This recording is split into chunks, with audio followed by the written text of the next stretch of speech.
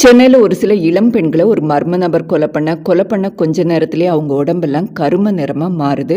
அதுக்கான காரணம் என்ன, உண்மையான கொலையாளி யாருன்னு கண்டுபிடிக்கிறது தான் மார்கன் படத்துடைய ஒன்லைனர்.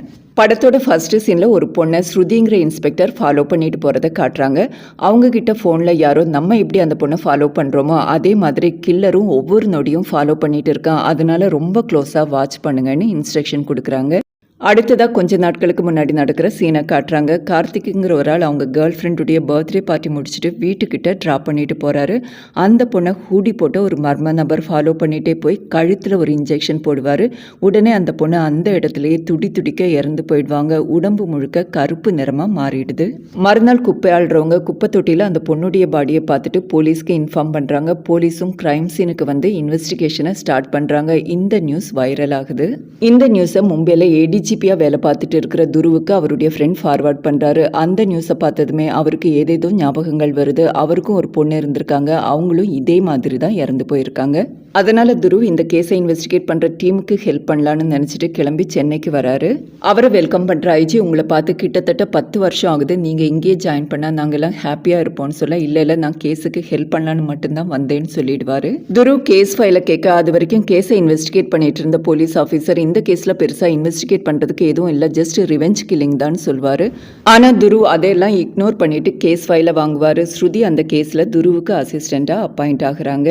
அடுத்ததாக ஸ்ருதியும் துருவும் சேர்ந்து கிரைம் சீனுக்கு போகிறாங்க. அங்கே மெட்ரோ ஒர்க் நடந்துட்டு இருந்ததுனால சிசிடிவி கேமரா எல்லாமே ரிமூவ் ஆயிருக்கும். அடுத்ததாக இறந்து போன பொண்ணுடைய ஃபேஸ்புக் அக்கௌண்ட்டை செக் பண்ணுறாங்க. பர்த்டே பார்ட்டியில் எடுத்த ஃபோட்டோவை போட்டுட்டு இதுதான் என்னுடைய பெஸ்ட் பர்த்டேன்னு போஸ்ட் பண்ணியிருப்பாங்க. ஆனால் அவங்க இறந்து போன பிறகு யாரோ அவங்களுடைய டெட் பாடியுடைய ஃபோட்டோவை போட்டுட்டு இதுதான் என்னுடைய ஒஸ்ட் பர்த்டேன்னு போஸ்ட் பண்ணியிருப்பாங்க. போஸ்ட்மார்ட்டம் ரிப்போர்ட்டில் ஹைலி டாக்ஸிக் மெடிசனை யூஸ் பண்ணி தான் கொன்று இருக்காங்கன்னு தெரிய வருது. அடுத்ததாக ரம்யாவுடைய பாய் ஃப்ரெண்டான கார்த்திகை மீட் பண்ணி விசாரிக்கிறாங்க. கார்த்திக் ஒரு ஃபேமஸ் ஃபோட்டோகிராஃபர். பர்த்டே பார்ட்டிக்கு எடுத்த ஃபோட்டோவை எல்லாம் கேட்குறாங்க. அதிலிருந்து ரம்யா கழுத்தில் இருந்த செயின் மிஸ் ஆகுதுன்னு தெரிய வருது. கார்த்திக் கிட்ட ஹார்டின் போட்டு அந்த செயினை பற்றி விசாரிக்கும் போது பர்த்டேக்கு நான் தான் கிஃப்ட் பண்ணேன், யூஎஸில் இருக்கிற என் ஃப்ரெண்ட் மூலமாக வரவழைச்சேன்னு சொல்கிறாரு. ரம்யா 9:30 வரைக்கும் கார்த்திக் கூட தான் இருந்திருக்காரு. கார்த்திக் 10:30க்கு ரம்யாவை வீட்டுக்கிட்ட ட்ராப் பண்ணியிருக்காரு. அவர் சொல்கிறதெல்லாம் உண்மைதான அக்கம் பக்கத்தில் கிடைச்ச சிசிடிவி ஃபுட்டேஜ் மூலமாக கன்ஃபார்மும் பண்ணுறாங்க. ரம்யா வீடு இருக்கிற ஏரியாவில் இருக்கிற வீட்டில் ஃபிக்ஸ் பண்ணியிருக்கிற சிசிடிவி ஃபுட்டேஜ் எல்லாம் செக் பண்ணி பார்க்கும்போது ரம்யா அவங்க வீடு இருக்கிற தெருவுக்குள்ளே என்டர் ஆகியிருக்காங்க. அதுக்கப்புறம் தான் அவங்கள கொலை பண்ணியிருக்காங்க. அவங்க அந்த தெருவுக்கு என்டர் ஆகிறதுக்கு 20 மினிட்ஸ் முன்னாடி ஒரு பிளாக் கலர் கார் என்டர் ஆயிருக்கு. அந்த காரில் கவர்மெண்ட் காருடைய நம்பர் இருக்கும். அது மட்டும் இல்லாமல் அது ஒரு பிளாக் கலர் ஹோண்டா சிட்டி அந்த மாடலில் பிளாக் கலரே வரலன்னும் கண்டுபிடிக்கிறாங்க. அது மட்டும் இல்லாமல் அந்த நம்பரும் ஃபேக்குன்னு தெரிய வருது. அது மட்டும் இல்லாமல் சிசிடிவி ஃபுட்டேஜில் ரம்யா அந்த ஸ்ட்ரீட்டுக்குள்ளே என்டர் ஆன கொஞ்ச நேரத்தில் பிளாக் கலர் ஹூடி போட்ட ஒரு ஆள் வேகமாக ஓடி போகிறதும் ரெக்கார்ட் ஆயிருக்கு. அந்த ஏரியாவில் இருக்கிற எல்லா சிசிடிவி ஃபுட்டேஜையும் கலெக்ட் பண்ணியிருப்பாங்க. ஆனால் ஒரு அக்வேரியமில் இருக்கிற சிசிடிவி ஃபுட்டேஜ் மட்டும் கலெக்ட் பண்ண முடியல. ஏன்னா அங்கே இருக்கிற பெரியவர் என் பையன் வந்தால் தான் இதெல்லாம் எடுக்க முடியும்னு சொல்லியிருப்பார். இப்போ அந்த ஏரியாவில் பார்க் பண்ணி வச்சிருக்கிற ஒரு அம்பாசிடர் காரை நோட் பண்ணுறாங்க. அதுலேயும் கவர்மெண்ட் நம்பர் தான் இருக்கும். அதையும் தாண்டி ஒரு ஷாக்கிங்கான விஷயம் இருக்கும். அதில் காணாமல் போன பெண்டனை யாரோ ட்ரா பண்ணி வச்சுருப்பாங்க. அதாவது காரில் படிஞ்சிருக்கிற டஸ்ட்டில் ட்ரா பண்ணி வச்சுருப்பாங்க. அதில் இருக்கிற ஃபிங்கர் பிரிண்ட்டை அனலைஸ் பண்ணி பார்க்கும்போது ட்ரக் ஸ்மக்லிங் கேஸோட சம்மந்தப்பட்ட ஒரு சஸ்பெக்டோட மேட்ச் ஆகுதுன்னு தெரிய வருது. அது மட்டும் இல்லாமல் அந்த பையனுடைய வீடும் இறந்து போன ரம்யா வீடு இருக்கிற அதே ஆலந்தூரில் தான் இருக்குது. அந்த பையனுடைய பேர் தமிழறிவு, ஸ்விம்மிங் அத்லட். வழக்கமாக பண்ணுற ட்ரைனிங் முடிச்சுட்டு ஹூடியும் போட்டுட்டு ஜாகிங் பண்ணிட்டு போயிட்டு இருப்பான். துருவம் ஸ்ருதியும் தமிழறிவை சுற்றி வளைச்சி அரெஸ்ட் பண்ணி நேராக கிரைம் பிரான்ச்சுக்கு கூட்டிகிட்டு வந்துடுவாங்க. அவங்களுக்கு அசிஸ்ட் பண்ணுற கான்ஸ்டபிள் காளி சார் நேராக ஸ்டேஷனுக்கு கூட்டிகிட்டு போய் விசாரிக்க வேண்டிய விதத்தில் விசாரிச்சிருந்தா எல்லா உண்மையும் சொல்லியிருப்பான். எதுக்காக இங்கே கூட்டிகிட்டு வந்தீங்கன்னு கேட்பாரு. அதுக்கு துரு நீங்கள் பாட்டுக்கு ஸ்டேஷனுக்கு கூட்டிகிட்டு போய் சென்சிட்டிவாக ஏதாவது பண்ணிட்டீங்கன்னா உங்கள் கமிஷனருக்கு யார் பதில் சொல்கிறது, விசாரிச்சு இல்லை உண்மையை வரவழைக்க வேண்டியது இன்வெஸ்டிகேட் பண்ணி தான் சொல்லிட்டு தமிழறிவை தனியாக ஒரு செல்ல அடைச்சி வச்சுடுவார். அதுக்கப்புறம் ஸ்ருதி கிட்டையும் காளி கிட்டையும் யாராக இருந்தாலும் 6 மணி நேரத்துக்கு மேலே தனியாக அடைச்சி வச்சா அந்த ஆளுக்குள்ளே இருக்கிற டெவில் வெளியே வரும். அந்த டெவில் வெளியே வந்த பிறகு தான் இன்வெஸ்டிகேஷனை எப்படி ஸ்டார்ட் பண்ணணும்னே தெரிய வரும்னு சொல்கிறாரு. அறிவு அந்த ரூமில் இருந்துக்கிட்டே எதுக்கு சார் என்னை இங்கே கூட்டிகிட்டு வந்தீங்க, என்னை விட்டுருங்கன்னு திரும்ப சொல்லிட்டு இருப்பார். அடிக்கடி போய் தண்ணியும் குடிப்பார். அறிவுடைய பேக்ரவுண்டை செக் பண்ணி பார்த்ததில் அவருக்கு ஒரே ஒரு தங்கச்சி தான் இருக்காங்க. அறிவு 6 மாதமாகவே டிப்ரெஷனில் இருக்கான். யார்கிட்டையும் சரியாக பேசுறது இல்லைன்னு தெரிய வருது. அறிவு நேரம் ஆக ரொம்பவே டென்ஷனாக ஆரம்பிச்சிடுவான். ரொம்ப ஃப்ரீக்வெண்ட்டாக தண்ணியும் குடிச்சிட்டு இருப்பான். ஒரு கட்டத்தில் பேக்கெட்டில் இருக்கிற சூயிங் கம் எடுத்து சாப்பிட ஆரம்பிக்கிறான். அதை பார்க்குற துரு சூயிங்கம் ஐடியல் மைண்டை கில் பண்ணும். இதை எப்படி செக் பண்ணாமல் விட்டீங்க? இனிமேல் நம்ம கொஞ்சம் நேரம் பொறுத்து இருந்து தான் பார்க்கணும்னு சொல்வார். அறிவுக்கு சாப்பாடு கொடுத்தாலும் அதெல்லாம் அவாய்ட் பண்ணிவிட்டு, எனக்கு சாப்பாடெல்லாம் வேண்டாம், என் பேக்கில் ஒரு டேப்லெட் இருக்குது, அதை மட்டும் எடுத்து கொடுங்க, அது சாப்பிடலைன்னா எனக்கு தலை பயங்கரமாக வலிக்க ஆரம்பிக்கும்னு கத்த ஆரம்பிக்கிறாரு. கான்ஸ்டபிள் காளி, நான் வேணும்னா போய் டேப்லெட்டை கொடுத்துட்டு வரவான்னு கேட்க, வேண்டாம், இதை விட பெட்டர் சான்ஸ் நமக்கு கிடைக்காது, அவனுக்கு என்ன தான் ஆகுதுன்னு நம்ம பொறுத்திருந்து பார்க்கலான்னு சொல்வார். அதுக்கப்புறம் அந்த டேப்லெட்டை எடுத்து அதை பற்றி நெட்டில் சர்ச் பண்ணி பார்க்குறாரு. அது மெமரி ரிலேட்டட் ப்ராப்ளத்துக்கு போட்டுக்கிற டேப்லெட். திடீர்னு சுத்த தமிழில் ஏதோ கவிதை சொல்ல ஆரம்பிக்கிறாரு. நெட்டில் சர்ச் பண்ணி பார்த்தா அது சித்தர் பாடல்னு தெரிய வருது. அதுக்கப்புறம் அங்கே இருக்கிற டஸ்ட் எல்லாம் எடுத்து ஒரு பொண்ணுடைய முகத்தை வரைய ஆரம்பிக்கிறாரு. திடீர்னு பார்த்தா ஆண் அலற ஒரு சத்தம் கேட்கும். எல்லாரும் வேகமாக அங்கே போய் பார்த்தா அந்த ரூமில் இருக்கிற வாஷ்ரூமில் இருக்கிற பக்கெட் தண்ணியில் தலை விட்டுட்டு இருப்பார். அதுக்கப்புறம் அறிவுக்கு டேப்லெட்டை கொடுத்து அவரை விசாரிக்க ஆரம்பிக்கிறாரு. 14 பிப்ரவரி அன்னைக்கு பார்க் ஷெரட்டன் ஹோட்டலில் என்ன பண்ணிட்டு இருந்தேன்னு கேட்பாரு.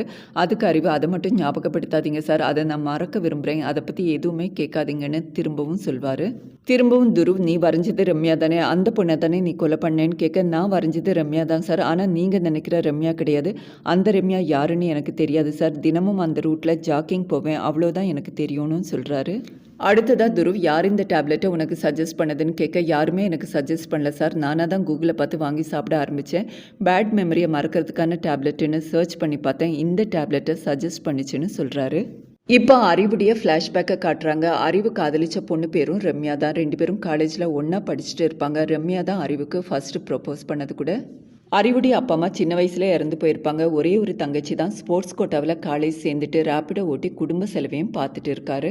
அவங்க அம்மாவுடைய ஆசையை நிறைவேற்ற எப்படியாவது ஒரு கவர்மெண்ட் ஜாப்புக்குள்ளே நுழைஞ்சணுங்கிறது தான் அறிவுக்கு இருக்கிற ஒரே ஒரு லட்சியம். அறிவுடைய இந்த குணம் எல்லாம் ரம்யாவுக்கு ரொம்பவே பிடிச்சு போக துரத்தி துரத்தி காதலிப்பாங்க. ஒரு கட்டத்தில் அறிவும் அவங்கள காதலிக்க ஆரம்பிக்கிறாரு. அதிலிருந்து எப்பவும் ரம்யா கூட ஃபோன்லேயே பிஸியாக இருப்பார். ஸ்விம்மிங்கில் பெருசாக கான்சென்ட்ரேட் பண்ண மாட்டார். அதனாலே அவருடைய தங்கச்சியும் கோச்சும் திட்டிக்கிட்டே இருப்பாங்க. ரம்யாவுக்கு எப்படியாவது யூஎஸ் போய் செட்டில் ஆகணுங்கிறது தான் லட்சியம். அவங்க படிப்பை முடித்து ஒரு ஐடி கம்பெனியில் ஜாயின் பண்ணுறாங்க. அங்கே அவங்களுக்கு யூஎஸ் போகிறதுக்கான ஒரு ஆஃபரும் கிடைக்குது. ஆனால் ஹெச்ஆர், நான் உன்னை லவ் பண்ணுறேன், நம்ம 2 பேரும் கல்யாணம் பண்ணிக்கிட்டு யூஎஸ் போய் செட்டில் ஆகலான்னு சொல்கிறாரு. ஆனால் ரம்யா அதை ரிஜெக்ட் பண்ணிடுவாங்க. அதுக்கப்புறம் அறிவுக்கிட்ட எல்லா விஷயத்தையும் சொல்லிட்டு, நீயும் என் கூட வந்துட்டு நம்ம 2 பேரும் யூஎஸில் போய் செட்டில் ஆகிடலான்னு சொல்லுவாங்க. ஆனால் அறிவு, உன் லட்சியம் உனக்கு எவ்வளோ முக்கியமோ அதே மாதிரி தான் என் லட்சியமும் எனக்கு முக்கியம், அதுவும் இல்லாமல் என் தங்கச்சியை தனியாக விட்டுட்டு வர முடியாதுன்னு சொல்லிடுவார். உடனே ரம்யா, என்ன உன் தங்கச்சி யார் கூடயாவது லிவிங் டுகெதரில் போயிடுவான்னு பயப்படுறியான்னு கேட்க, கோவம் தாங்க முடியாமல் அறிவு ரம்யாவை அரைஞ்சிடுவார். அதுக்கப்புறம் அவங்க நம்பரையும் பிளாக் பண்ணி வச்சுட்டு 2-3 நாள் பேசவே மாட்டார். திருந்தட்டும், அப்போ தான் எல்லாம் சரியாகும்னு நினச்சிப்பாரு. ஆனால் அந்த 2-3 நாளில் ரம்யா ஜாபையும் ரிசைன் பண்ணிவிட்டு வீட்டையும் காலி பண்ணிவிட்டு மொபைலையும் ஆஃப் பண்ணி வச்சுருப்பாங்க. ஆனால் திடீர்னு ஒரு நாள் ஷெரட்டன் ஹோட்டலில் இருக்கிற பாய்சன் பப்பில் பர்த்டே பார்ட்டின்னு போஸ்ட் போட்டிருப்பாங்க. அந்த போஸ்ட்டை பார்த்து அறிவு அங்கே போவார். அங்கே ரம்யா அந்த ஹெச்ஆரோட பர்த்டே செலிப்ரேட் பண்ணிட்டு இருப்பாங்க. ஹெச்ஆரும் ரம்யாவுக்கு ப்ரப்போஸ் பண்ணியிருப்பாங்க. அறிவை பார்த்தது, நீ யாருன்னே எனக்கு தெரியாது, நீ ஒரு லூசர்னு திட்டி அனுப்புவாங்க. அது அறிவை ரொம்பவே அஃபெக்ட் பண்ணிடும். அந்த சமயம் பார்த்து ட்ரக் கார்ட்டில் பிடிக்கிறதுக்காக போலீஸ் அந்த பப்புக்கு வந்திருப்பாங்க. அப்படி தான் சஸ்பெக்ட் லிஸ்ட்டில் அறிவுடைய பேரும் வந்தது. அது மட்டும் இல்லாமல் அறிவு இன்னொரு முக்கியமான விஷயத்தையும் சொல்கிறாரு. அறிவுக்கு 1 வயசு இருக்கும்போது அவங்க ஃபேமிலியோட சித்தர் கோயிலுக்கு போயிருப்பார். தவறி தண்ணியில் விழுந்துடுவார். ஆனால் அதிர்ஷ்டவசமாக உயிர் தப்பிடுவார். அதன் மூலமாக அறிவுக்கு ஒரு அபார சக்தியும் கிடைக்குது. அந்த 1 வயசுலேருந்து இது வரைக்கும் நடக்கிற எல்லா விஷயங்களையும் அவரால் ஈஸியாக ரீகலெக்ட் பண்ண முடியும். ரொம்ப மைன்யூட்டான விஷயங்களை கூட அவர் மெமரியில் இருக்கும். ஆனால் துருவ் அதை நம்ப மாட்டார். உடனே அறிவு அவரை அரெஸ்ட் பண்ணிட்டு வந்த வண்டி நம்பர்லேருந்து டைம் வரைக்கும் எல்லாத்தையும் ரொம்ப பர்ஃபெக்டாக சொல்வார். பேசிகிட்டே இருக்கும்போது அறிவு திடீர்னு மயக்கம் போட்டு விழுந்துடுவார். உடனே ஹாஸ்பிட்டலுக்கு கூட்டிகிட்டு போகிறாங்க. டாக்டர் செக் பண்ணி பார்த்துட்டு, இவ்வளோ சின்ன வயசில் இவ்வளோ பிபி வர வாய்ப்பே இல்லை எப்படின்னு கேட்குறாங்க. துரு அந்த டேப்லெட்டை பற்றி சொல்ல, இனிமேல் இது மாதிரி டேப்லெட் எல்லாம் எடுத்துக்க கூடாதுன்னு சொல்லுவாங்க. அந்த சமயத்தில் அக்வேரியம் ஓனர் காலிக்கு ஃபோன் பண்ணிவிட்டு, நீங்கள் கேட்ட சிசிடிவி ஃபுட்டேஜ் ரெடியாக இருக்குது சார், எங்கே கொண்டு வந்து கொடுக்கணும்னு கேட்பாரு. நீங்கள் அதை எடுத்துகிட்டு நேராக கீழ்ப்பாக் ஹாஸ்பிட்டலுக்கு வாங்கன்னு சொல்வார். துருவ அறிவை அவர் அட்மிட் ஆகிருக்கிற ரூமில் போய் பார்க்கும்போது அங்கே இருக்கிற ப்ரோஷரில் டாலர் டிசைனை வரைஞ்சிட்டு இருப்பார். அதை பார்த்துட்டு துரு, உண்மையை சொல்லு, கார்லேயும் நீ தானே இந்த டிசைனை வரைஞ்சேன்னு கேட்பாரு. அதுக்கு அறிவு, சார் நான் இந்த டாலர் செயினை காரில் வரையில, நீங்கள் எங்கிட்ட ஃபோட்டோ காட்டினீங்க இல்லையா, அது ஞாபகத்தில் இருந்தது, அதை வச்சு தான் வரைஞ்சேன்னு சொல்ல, துரு நான் உங்ககிட்ட டாலர் செயின்னே சொல்லியே டாலர் டிசைன்னு தானே சொன்னேன், நீ எப்படி கரெக்டாக செயின்னு சொல்கிற, உண்மையை சொல்லுன்னு கேட்பாரு. அறிவு காரில் நான் வரையில சார்னு சாதிக்க துருவ் டென்ஷனாகி இவன் பேரில் கேஸ் ஃபைல் பண்ணி உள்ள தள்ளுங்க, விசாரிக்க வேண்டிய விதத்தில் விசாரிச்சாதான் இவன் உண்மையை சொல்வான்னு கோவப்படுவார். உடனே அறிவு பயந்து போய், சார் காரில் கூட நான் தான் வரைஞ்சேன், கஸ்டமரை பிக்கப் பண்ணுறதுக்காக வெயிட் பண்ணிட்டு இருந்தேன், அந்த சமயத்தில் தான் வரைஞ்சேன், ஆனால் அந்த டிசைனை எங்கே பார்த்தேன்னு எனக்கு ஞாபகமே இல்லை சார், என் தங்கச்சி எனக்காக வெயிட் பண்ணிட்டு இருப்பா, என்னை அனுப்புங்கன்னு கெஞ்ச ஆரம்பிப்பார். அப்போ அறிவுடைய தங்கச்சி தொடர்ந்து அறிவுக்கு கால் பண்ணிட்டே இருக்காங்க. துருவ் காலை அட்டன் பண்ணி ஸ்பீக்கரில் போடுறாரு. அறிவுடைய தங்கச்சி கோமா, உனக்கு எத்தனை கால் தான் பண்ணுற, ஏன் காலை அட்டன் பண்ண மாட்டேன்னு கேட்க, வரும்போது போலீஸ் செக்கிங்கில் மாட்டிக்கிட்டேன், அதனால தான் அட்டன் பண்ண முடியலன்னு சொல்வார். இருந்தாலும் தங்கச்சி சமாதானமாகாமல், உனக்கு எத்தனை கால் பண்ணுறது, ஒரு கால் கூட அட்டன் பண்ண மாட்டேங்கிற, ஒரு நாள் நான் இப்படி பண்ணாதான் உனக்கு அதோட கஷ்டம் தெரியும்னு சொல்லுவாங்க. கால் கட்டானதும் அறிவு, சார் என் தங்கச்சிக்கு என்னை விட்டால் வேறு யாருமே கிடையாது, என் பேரில் கேஸ் எல்லாம் போடாதீங்க, எங்கள் ஃப்யூச்சரே ஸ்பாயில் ஆகிடும், ஒரே ஒரு முறை ஸ்விம்மிங் பூல் கூட்டிகிட்டு போங்க, என்ன நடந்துச்சுன்னு நான் ரீகலெக்ட் பண்ணி சொல்கிறேன்னு சொல்வார்.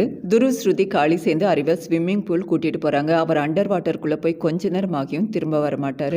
அங்கே இருக்கிற ஸ்விம்மிங் பூல் இன்சார்ஜை விசாரிக்க, அறிவு அடிக்கடி இப்படி தான் சார் உள்ளே போயிட்டு ப்ரீத்திங் எக்ஸசைஸ் பண்ணுறேன்னு சொல்லிட்டு கொஞ்ச நேரம் கழிச்சு தான் வெளியே வருவான்னு சொல்லிட்டு அங்கே இருக்கிற சிசிடிவி மூலமாக அறிவு என்ன பண்ணிட்டு இருக்காருன்னு மானிட்டர் பண்ணுவார்.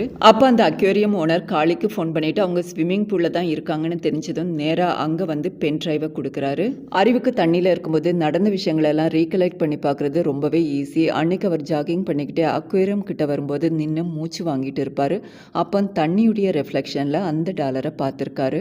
அந்த சமயத்தில் அவர் அதை பெருசாக பொருட்படுத்தலைன்னா கூட அவருடைய ஆழ்மனதில் அது நல்லாவே பதிஞ்சிருக்கு. அதனால தான் அடிக்கடி அதை வரையவும் ஆரம்பிச்சிருக்காரு. இப்போ அக்வேரியம் ஓனர் கொடுத்த சிசிடிவி ஃபுட்டேஜை செக் பண்ணி பார்க்குறாங்க. அதில் எல்லா சிசிடிவியில் இருந்த ஃபுட்டேஜும் தான் இருக்கும். முதல்ல ஒரு கார் போகும், அதுக்கு பின்னாடியே ரம்யா நடந்து போவாங்க. கொஞ்ச நேரத்தில் ஜாகிங் பண்ணி அறிவு வந்து அந்த அக்வேரியம் கிட்ட நின்று மூச்சு வாங்கிட்டு இருப்பார். இப்போ அந்த ஃபுட்டேஜை ஜூம் பண்ணி பார்க்கும்போது க்ளவுஸ் போட்ட ஒரு ஆளுடைய கை அந்த டாலர் செயினை எடுக்கிறது அதில் ரெக்கார்டாக இருக்கும். அதை பார்க்குற துருவ், அறிவு கண்டிப்பாக அந்த டாலருடைய ரெஃப்ளெக்ஷனை பார்த்துருக்க மாட்டார், டாலரை தான் பார்த்துருப்பாரு, ஏன் கில்லரை கூட பார்த்துருக்க வாய்ப்பு இருக்குது. அவர் இன்னும் கொஞ்சம் ரீகலெக்ட் பண்ணி பார்த்தா கண்டிப்பாக தெரிய வரும்னு சொல்கிறாரு. அதுக்கப்புறம் அறிவை அனுப்பி வச்சுடுவாங்க. ஒவ்வொரு ஏரியா சிசிடிவி ஃபுட்டேஜையும் செக் பண்ணி பார்க்கும்போது வேளச்சேரி சிசிடிவி ஃபுட்டேஜில் அந்த கார் போகிறது ரெக்கார்ட் ஆகிருக்கும். அதுக்கப்புறம் துருவும் காளியும் அறிவுடைய வீட்டுக்கு போகிறாங்க. தங்கச்சி கிட்ட அறிவை பார்க்கணுன்னு சொல்லுவாங்க. தங்கச்சி அவரை எழுப்பி பார்த்துட்டு, எழுந்திருக்கலன்னதும் நேற்று உடம்பு சரியில்லை சார், டேப்லெட்டை போட்டு படுத்திருக்காரு, எழுப்பினாலும் எழுந்திருக்க மாட்டேங்கிறாருன்னு சொல்லுவாங்க. அதுக்கப்புறம் 2 பேருமா சேர்ந்து வீட்டெல்லாம் செக் பண்ணி பார்ப்பாங்க. அப்போ பூஜை ரூமில் நிறைய ஓலைச்சுவடி இருக்கிறதையும் நோட்டீஸ் பண்ணுறாங்க. அறிவுடைய தங்கச்சிக்கிட்ட அதை பற்றி விசாரிக்க, இதெல்லாம் அப்பா வச்சிருந்த ஓலைச்சுவடி, கிட்டத்தட்ட 700-800 வருஷம் பழமையானது, அறிவு அடிக்கடி இதெல்லாம் எடுத்து படிச்சுட்டு இருப்பான்னு சொல்கிறாங்க. அப்போ அறிவு தூக்கத்திலேருந்து எழுந்து வந்து, ஏன் சார் இப்படி தொல்லை பண்ணுறீங்க, இன்னும் 2 நாளில் எனக்கு செலெக்ஷன் இருக்குது, நான் எதை மறக்க நினைக்கிறேனோ அதையே திரும்ப திரும்ப ஞாபகப்படுத்திட்டு இருக்கீங்க, உங்கள் பிள்ளையாக இருந்தால் இப்படியெல்லாம் பண்ணுவீங்களான்னு கேட்பாரு. அதுக்கு துருவ், நான் ஏற்கனவே என்னுடைய பொண்ணுடைய உயிரை பலி கொடுத்துட்டேன், அதே மாதிரி இன்னொரு பொண்ணுடைய உயிரும் போகக்கூடாதுன்னு தான் நான் இந்த இன்வெஸ்டிகேஷனில் இறங்கியிருக்கேன்னு சொல்வார். இப்போ ஃப்ளாஷ்பேக்கை காட்டுறாங்க. துருவுடைய டாக்டர் ஒரு மெடிக்கல் காலேஜில் படிச்சுட்டு இருப்பாங்க. அங்கே சீனியர் கும்பலாக உட்காந்து அவங்கள ராகிங் பண்ணிட்டு இருப்பாங்க. அவங்க ஃப்ரெண்ட் துருவுக்கு ஃபோன் பண்ணி இந்த விஷயத்தை வீடியோ காலில் காட்டுவாங்க. அந்த பையன் துருவுடைய டாக்டர் கிட்ட, நான் உனக்கு ப்ரப்போஸ் பண்ணுறேன், என் லவ்வை ஏற்றுக்கோங்கிற மாதிரி பேசிகிட்டு இருப்பான். அந்த பொண்ணு, உனக்கு தான் ஏற்கனவே லவர் இருக்காங்களேன்னு கேட்க, அவெல்லாம் சுத்த வேஸ்ட், நீ தான் சூப்பர் ஃபிகருங்கிற மாதிரி பேசுவான். துருவ் அந்த பையனுடைய ஃபேஸை கேப்சர் பண்ணி நெட்டில் சர்ச் பண்ணி பார்க்கும்போது அவன் ஒரு ட்ரக் டீலர்னும் அவனுடைய உண்மையான பேர் சாதிக்குன்னு தெரிய வருது. துருவ் அந்த பையன்கிட்ட வீடியோ காலில் 2 வருஷத்துக்கு முன்னாடியே என்கவுண்டரில் போக வேண்டிய கேஸ் பேரை மட்டும் மாற்றிட்டேன்னா கண்டுபிடிக்க முடியாதுன்னு நினச்சியான்னு கேட்க, எல்லாரும் பயந்து அங்கேருந்து ஓடி போயிடுவாங்க. மறுநாள் துருவுடைய டாக்டர் குப்பைக்கு நடுவில் பிணமாக கிடப்பாங்க. உடம்பு முழுக்க பிளாக் கலராக மாறி இருக்கும். காலேஜ் லேபில் ஏதோ மெடிசன் ப்ரிப்பேர் பண்ணி அதை வச்சு தான் கொன்று இருக்காங்கன்னு கண்டுபிடிக்கிறாங்க. துருவ் கண்டிப்பாக இது சாதிக்குடைய வேலை தானே புரிஞ்சுக்கிட்டு சாதிக்கு இருக்கிற இடத்த கண்டுபிடிச்சு கூட இருக்கிற அத்தனை பேரையும் என்கவுண்டரில் போட்டு தள்ளிடுவார். ஆனால் சாதிக் மட்டும் தப்பிச்சிடுவான். தப்பிச்சு போகிறதுக்கு முன்னாடி துருவுக்கு அந்த இன்ஜெக்ஷனை போட்டுட்டு போயிடுவான். துருவுடைய உடம்பும் பிளாக் கலராக மாற ஆரம்பிச்சிடும். ஆனால் சரியான சமயத்தில் போலீஸ் அங்கே வந்து துருவை காப்பாற்றிடுவாங்க. துருவ் இதெல்லாம் அறிவுக்கிட்ட சொல்லி முடிச்சுட்டு, உன்னை இன்வெஸ்டிகேட் பண்ணும்போது கிடைச்ச இந்த க்ளூ மட்டும்தான் எங்களுக்கு இது வரைக்கும் இந்த கேஸில் கிடைச்சிருக்கு, இது மாதிரி ஏதாவது ஞாபகப்படுத்தி சொல்ல முடியுமான்னு கேட்பாரு. அறிவு, நான் ட்ரை பண்ணுறேன் சார், ஈவினிங் ஸ்விம்மிங் பூல் வாங்கன்னு சொல்ல, துருவ் அது சேஃப் கிடையாது, நாளைக்கு நான் சொல்கிற இடத்துக்கு நீ வான்னு சொல்வார். துருவ் மறுநாள் அறிவை ஒரு மேரிடைம் யூனிவர்சிட்டிக்கு கூட்டிகிட்டு போகிறாரு. அவர் வழக்கம் போல் அங்கே தண்ணிக்கு அடியில் போய் மெமரியை ரீகலெக்ட் பண்ண ட்ரை பண்ணுறாரு. அப்போ தான் அறிவுக்கு அவர் கண்ணால் பார்த்த விஷயங்கள் மட்டும் இல்லை, அதையும் தாண்டி திங்க் பண்ணி என்ன நடந்துச்சுன்னு ரீகலெக்ட் பண்ண முடியும்னு தெரிய வருது. வருது.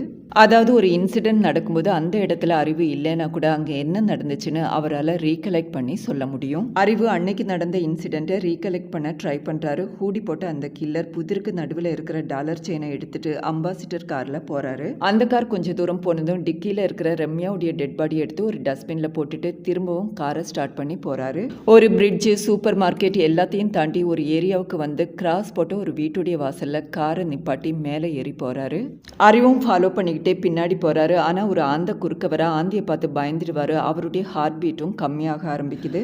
அறிவு இதுக்கு மேலே தண்ணியில் இருந்த ஆபத்துங்கிறதுனால அறிவை வெளியே கூட்டிகிட்டு வந்துடுவாங்க. அறிவு சொன்ன விஷயங்களில் துருவுக்கு ஆரம்பத்தில் நம்பிக்கையே இருக்காது. ஆனால் வெரிஃபை பண்ணி பார்க்கும்போது அறிவு சொன்ன அந்த சூப்பர் மார்க்கெட்டில் இருந்து கார் போன அத்தனை ரூட்டும் சிசிடிவி ஃபுட்டேஜில் ரெக்கார்ட் ஆகிருக்கும். துருவ் சைக்காட்ரிஸ்ட்டை கன்சல்ட் பண்ணும்போது ஒரு சிலருக்கு இது மாதிரி சக்தி இருக்கிறதுக்கும் வாய்ப்பு இருக்குன்னு சொல்லுவார். துருவ் அறிவு சொன்ன அந்த ஏரியாவுக்கு போய் அங்கே இருக்கிற துப்புரவு தொழிலாளிங்க கிட்ட இங்கே இருக்கிற ஏதாவது ஒரு வீட்டில் ஆந்தியை பார்த்துருக்கீங்களான்னு விசாரிப்பார். அப்போ அங்கே இருக்கிற ஒரு கண்ணு தெரியாத பொண்ணு எங்கள் தாத்தா ஒரு இடத்துல வேப்ப மரமும் புன்னை மரமும் பின்னி பிணைஞ்சிட்டு நின்றுட்டு இருக்கோன்னு சொல்வார். அந்த இடத்துல ஆந்த சத்தம் கேட்டேன்னு சொல்கிறாங்க. துருவ் அந்த இடத்துல போய் செக் பண்ணி பார்க்கும்போது அந்த மரத்துக்கு எதிர்க்க கிராஸ் போட்ட அந்த வீட்டையும் நோட்டீஸ் பண்ணுறாரு. ஆனால் அந்த வீடு பூட்டி இருக்கும், டூலெட் போர்டும் மாட்டியிருக்கும். அந்த டூலெட் போர்டில் இருக்கிற புரோக்கருடைய நம்பருக்கு ஃபோன் பண்ண கொஞ்ச நேரத்தில் புரோக்கர் அங்கே வருவார். புரோக்கர் இதுக்கு முன்னாடி அந்த வீட்டில் ஒரு சில நார்த் இந்தியன்ஸ் தான் தங்கிட்டு இருந்தாங்க. கீழே இருக்கிறவங்க அவங்க அடிக்கடி பொண்ணுங்களை கூட்டிகிட்டு வரதா கம்ப்ளைண்ட் பண்ணாங்க. அதனால திடீர்னு காலி பண்ணி போயிட்டதாகவும் சொல்கிறாரு. அடுத்ததாக அறிவு ஸ்விம்மிங் ப்ராக்டிஸ்க்கு போகிறத காட்டுறாங்க. ஃபோனை லாக்கரில் வச்சுட்டு பூட்டாமே போயிடுவார். திரும்பி வந்து பார்த்தா ஃபோன் இருக்காது. தங்கச்சி ஃபோன் ட்ரை பண்ணியிருப்பாளேன்னு பயந்து போய் வேகமாக வீட்டுக்கு வந்து பார்த்தா தங்கச்சி இருக்க மாட்டாங்க. நெய்பர் பையனை விசாரிச்சு பார்க்கும்போது ஒரு பிளாக் கலர் காரில் ஏறி போனதா சொல்கிறாரு. இப்போ அறிவுடைய தங்கச்சியை காட்டுறாங்க. டான்ஸ் ப்ராக்டிஸ்க்காக காலேஜ் போயிருப்பாரு. ரொம்ப நேரம் ஆனதுனால ஹாஸ்டல்லையே தங்கியிருப்பாங்க. இந்த விஷயத்த சொல்கிறதுக்காக அறிவுக்கு ட்ரை பண்ணுவாங்க. ஆனால் அறிவுடைய ஃபோன் ஸ்விட்ச் ஆஃப்னே வரும். ஒருவேளை சிக்னல் ப்ராப்ளமாக இருக்கும்னு நினச்சிட்டு ஹாஸ்டலில் விட்டு வெளியே வந்து ஃபோன் ட்ரை பண்ணிட்டு இருப்பாங்க. அப்போ அந்த இடத்துக்கு ஒரு பிளாக் கலர் கார் வருது. காரில் இருந்து ஒரு மர்ம நபர் இறங்கி அந்த பொண்ணுக்கிட்ட வந்து இன்ஜெக்ட் பண்ணி போயிட்டே இருப்பார். கொஞ்ச நேரத்தில் அந்த பொண்ணு துடிக்க இறந்துடுவா. உடம்பும் பிளாக் கலராக மாறிடும். மறுநாள் வழக்கம் போல் குப்பை கிடங்குல ஒரு டெட் பாடி கிடக்குது. அறிவுடைய தங்கச்சியை காணோன்னு ஏற்கனவே கம்ப்ளைண்ட் பண்ணதுனால அறிவை அங்கே வரவழைக்கிறாங்க. அறிவு அது அவருடைய தங்கச்சியாக இருக்கக்கூடாதுன்னு தயங்கி வந்து டெட் பாடியை பார்ப்பாரு. டெட் பாடியை பார்த்ததும் இது கண்டிப்பாக என் தங்கச்சி கிடையாது, ஏன்னா அவள் ஹீல்ஸே போட மாட்டான்னு சொல்வார்.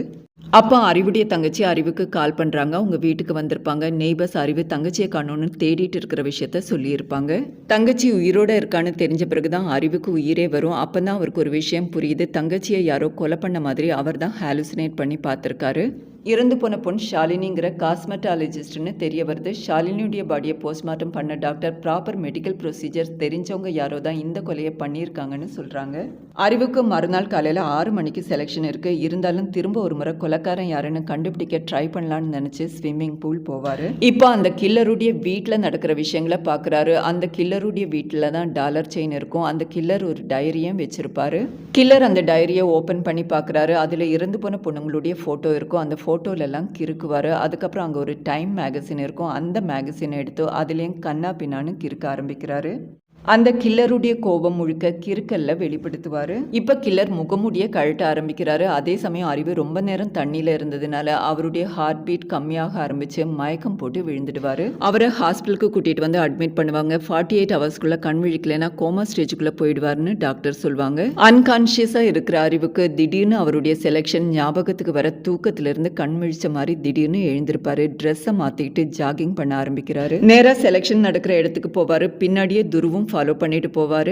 அங்கே அறிவு காம்படிஷனில் வின் பண்ணி செலக்டும் ஆயிடுறாரு. ஷாலினியுடைய கிளினிக்கில் போய் விசாரிக்கும் போது ராஜேஷ்ங்கிற டைரக்டர் அடிக்கடி அங்கே வந்துட்டு போனதாகவும் அடிக்கடி ஃபோனில் பேசிப்பாங்கன்னு தெரிய வருது. அதே மாதிரி அறிவு மெமரியில் பார்த்த டைம் மேகசின் அந்த கிளினிக்லேயும் இருக்கும். அந்த ஃபோட்டோவில் இருக்கிற பொண்ணு யாருன்னு விசாரிக்க வெண்ணிலான்னு தெரிய வருது. இப்போ வெண்ணிலாவை காட்டுறாங்க. வெண்ணிலா யாருக்கோ ஃபோன் பண்ணி ஏன் பெர்மிஷன் இல்லாமல் என்னுடைய ஃபோட்டோவை எப்படி மேகசினில் போடுவாங்கன்னு கண்ணா பின்னான்னு கத்திட்டு இருப்பாங்க. இந்த வெண்ணிலாவை தான் படத்துடைய ஸ்டார்டிங்கில் ஸ்ருதி ஃபாலோ பண்ணிட்டு போகிறது. வெண்ணிலாவுடைய ஃபோட்டோ மேலே கில்லருக்கு இருக்கிறதுனால கண்டிப்பாக கில்லருடைய அடுத்த டார்கெட் வெண்ணிலாவாக இருக்கும்னு கெஸ் பண்ணி தான் வெண்ணிலாவை ஃபாலோ பண்ண ஆரம்பிச்சிருப்பாங்க.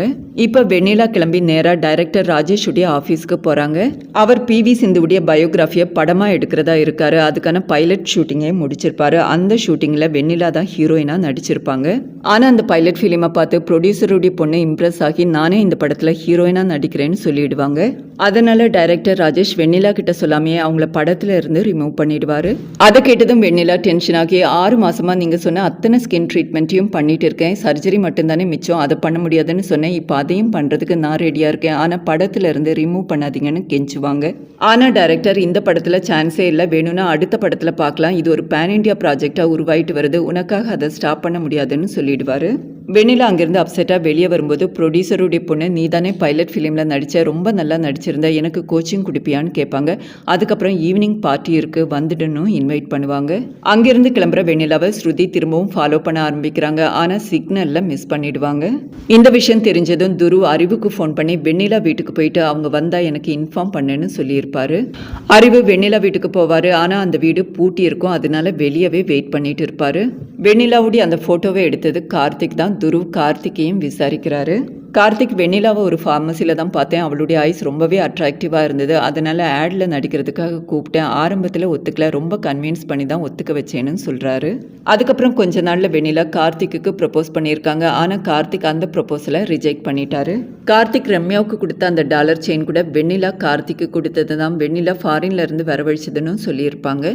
இப்போ வெண்ணிலா வீட்டுக்கு பீட்சா டெலிவரி வரதை காட்டுறாங்க. யாரோ ஒரு ஆள் டோரை ஓப்பன் பண்ணி அந்த பீட்சாவையும் வாங்குறாரு. ஸோ உள்ள ஆள் இருக்காங்கன்னு புரிஞ்சுக்கிட்டு அறிவு டோரை தட்டுறாரு. டோர் திறக்குது. அறிவு உள்ளே போனதும் அவரை போட்டு கண்ணா பின்னான்னு அடிக்க ஆரம்பிக்கிறாங்க. அதுக்கப்புறம் அறிவை ஒரு தண்ணி இருக்கிற ட்ரம்மில் அடைச்சி வச்சுடுவாங்க. அறிவுக்கு தண்ணியை ஹேண்டில் பண்ணுறது ரொம்ப ஈஸியான விஷயங்கிறதுனால கொஞ்ச நேரத்தில் வெளியே வந்து அவனுங்க அத்தனை பேரையும் அடித்து போட்டுட்டு அங்கே இருக்கிற கம்ப்யூட்டரையும் செக் பண்ண ஆரம்பிக்கிறாரு. அந்த கம்ப்யூட்டரில் இருக்கிற வெண்ணிலாவுடைய ஃபோட்டோவை பார்த்து அறிவு ஷாக் ஆகுறாரு. ஏன்னா அந்த ஃபோட்டோவில் டோட்டலி டிஃப்ரெண்ட்டாக இருப்பாங்க. அதே சமயம் ஸ்ருதியும் துருவும் ப்ரொடியூசருடைய பொண்ணு நடத்துகிற பார்ட்டிக்கு போயிருப்பாங்க. அங்கே வெண்ணிலாவும் வந்திருப்பாங்க. அறிவு துருவுக்கு அந்த ஃபோட்டோவை அனுப்பி கொடுக்குறாரு. அந்த ஃபோட்டோவெல்லாம் செக் பண்ணி பார்க்கும்போது துருவுக்கு ஒரு ஷாக்கிங்கான விஷயம் தெரிய வருது.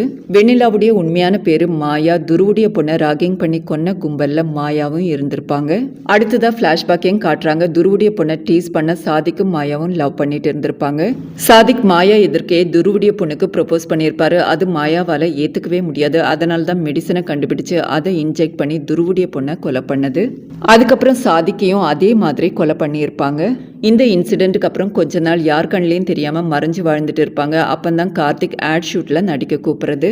கார்த்திக் அவங்க கிட்ட அன்பா பழக கார்த்திகை லவ் பண்ண ஆரம்பிச்சிருக்காங்க. ஆனால் கார்த்திக் ரம்யாவை லவ் பண்ணுறது அவங்களால ஏற்றுக்கவே முடியல.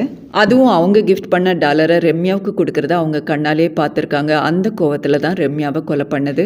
அந்த காஸ்மெட்டாலஜிஸ்ட் ரம்யாவுடைய ஸ்கின் கலரை வச்சு அவங்கள ரொம்பவே டீஸ் பண்ணியிருக்காங்க. அதனால தான் காஸ்மெட்டாலஜிஸ்டையும் கொன்னது. கடைசி அந்த ப்ரொடியூசருடைய பொண்ணையும் பார்ட்டியில் கொலை பண்ணுறதுக்கு ட்ரை பண்ணுவாங்க. ஆனால் அதுக்குள்ளே துரு அவங்கள ஷூட் பண்ணி கொன்னிடுவாங்க.